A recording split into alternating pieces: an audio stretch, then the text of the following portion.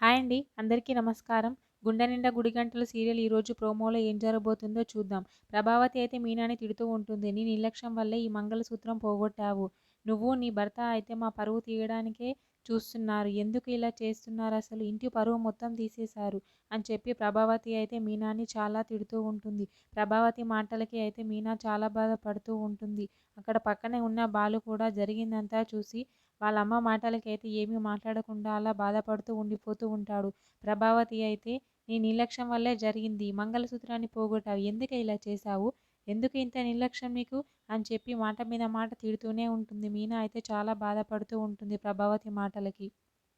అక్కడ పక్కన ఉన్న శృతి అయితే ఏంటి ఆంటీ ఏం మాట్లాడుతున్నారు మీరు అని చెప్పి అంటూ ఉంటుంది. వెంటనే ప్రభావతి "ఆ? జరిగిందంతా చూసింది మళ్ళీ ఇలా అంటుంది శృతి అని చెప్పి ప్రభావతి తన మనసులో అనుకుంటుంది. కాంతం అయితే ఏంటి ఇది నిజం చెప్పేస్తుందా ఏంటి నా గురించి అని చెప్పి టెన్షన్ పడుతూ ఉంటుంది. శృతి అయితే ఆ మంగళసూత్రం పోగొట్టింది మీనా కాదు ఆంటీ అని చెప్పి అంటూ ఉంటుంది. మీనా అయితే శృతి వంక చూస్తూ ఉంటుంది. మరి ఎవరు తీశారు ఇంతకీ అని చెప్పి అంటూ ఉంటుంది. శృతి అయితే ఆ మంగళసూత్రాన్ని తీసింది ఈ కాంతమ్మ తీసి కారులో దాచేసింది అని చెప్పి అంటూ ఉంటుంది. ఒక్కసారిగా ప్రభావతి అయితే ఆ మాట విని చాలా షాక్ అవుతూ ఉంటుంది. అక్కడ ఉన్న సత్యం కూడా ఏంటి ఈవిడ తీసిందా మంగళసూత్రాన్ని అని చెప్పి చాలా షాక్ అవుతూ ఉంటాడు. మీనా కూడా చాలా షాక్ అవుతుంది.